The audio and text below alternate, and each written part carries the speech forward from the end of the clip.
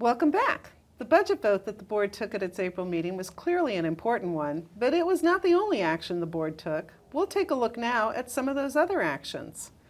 Mary, I wanted to talk to you about the Wilson School and the action that the board took on the request to designate it historic. Right. What happened? Well, actually, to be technically correct, it was to put a local historic district on it. So I want to separate it a little bit because some of the things that happen at the building are important, and its location is important.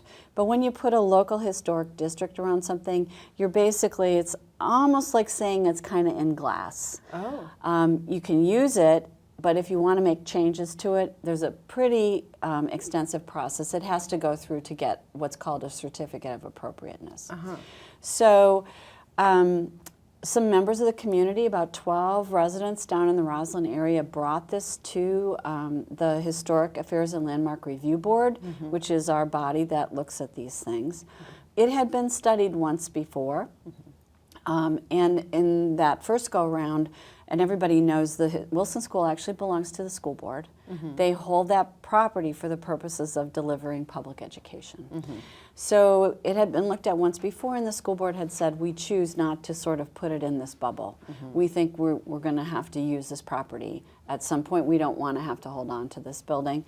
The building's in rough shape. I have a daughter who went there in the early 80s when she was a 3-year-old and we had Montessori. There was regular water infiltration. It's not a building, and the school system's been using it since and taken care of it, but it's not a great building, and the original building's quite small. So what the board did was, based on the school board's request that we not designate it historic, based on our review of what was going on and with all of these parcels, we declined to put a historic district on it.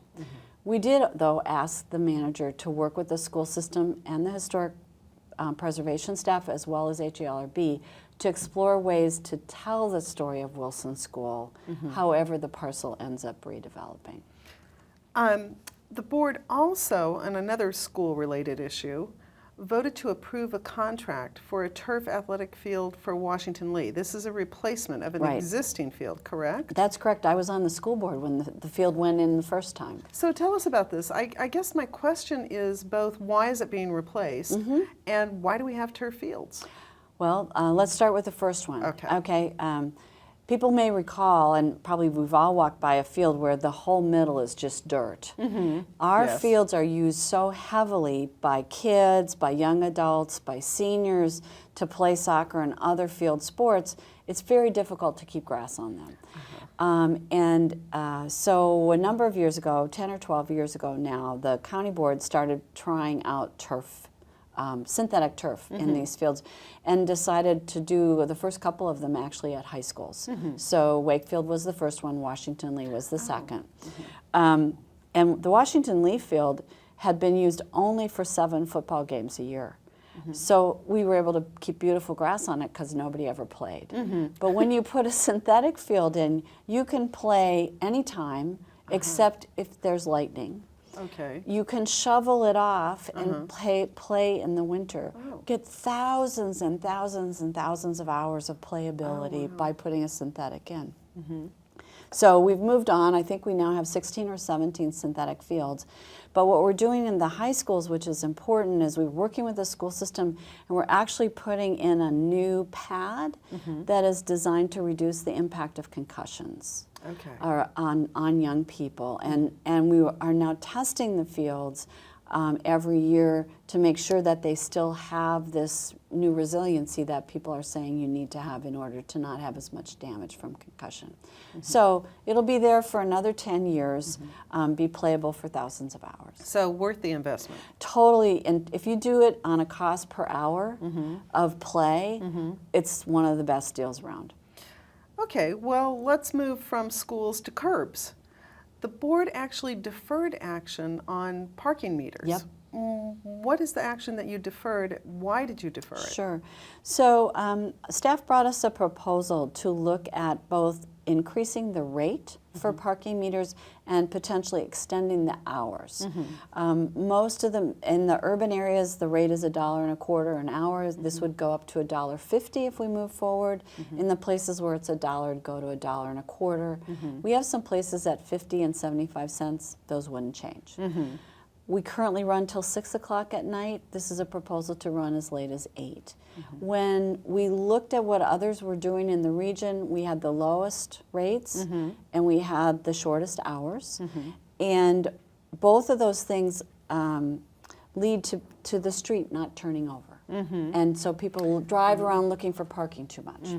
So this is, we're trying to right size this, and it came to us late. And we thought, we'll take a little more time. So really looking forward to hearing from the community what they think about these proposals. So you'll be acting on this in May after a public hearing, That's right? exactly right, yeah. Okay. And finally, you took a kind of unusual action. You issued a proclamation for a man and a store. Can you tell us about that? Yep. Public Shoe Store in Clarendon has been there since 1938. Oh my goodness. In 2 locations owned by the same family.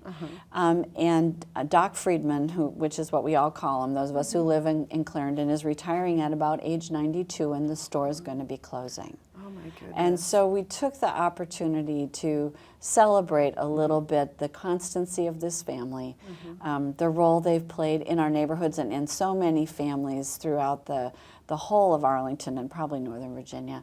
And Doc came to the meeting and we gave him the proclamation, and I think they're closing in December. So go get your plantar fasciitis shoes now, because I don't know who else is going to be selling those. It's really kind of the end of an era, isn't it? It is definitely the end of an era. I think the good news is that the building itself is historic and won't be going away, but we won't see Doc and his friends there handling thousands of pairs of shoes and fitting them on, hundreds of thousands of feet. So. Well, I'm sure that shoe store and Doc saw a lot of changes in Clarendon through the decades. Yeah, it's really true. He told this story of when the Metro came through. Their original store was actually at the Metro Plaza. Oh. And so they had to move. And he and his brother and his father were in the business, and the brother said, let's go to Parkington, that's, which is now Ballston. Yeah. And Dad said, no, we're going across the street. We're not leaving Clarendon. And Doc said he was the boss.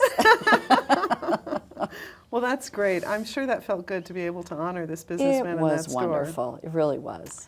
Well, thank you so much for joining us again, Mary. This has been a great conversation. Yep. Thanks for having me, Mary. Okay. And thank you all once again for joining us for the County Board Wrap-Up. I think we all learned something about what goes into putting together the county's annual budget. And remember, if you have more questions about the topics we've discussed, email them here at atv@arlingtonva.us or tweet them with the hashtag CountyBoardWrap, and we'll try to answer them next time. See you all in May.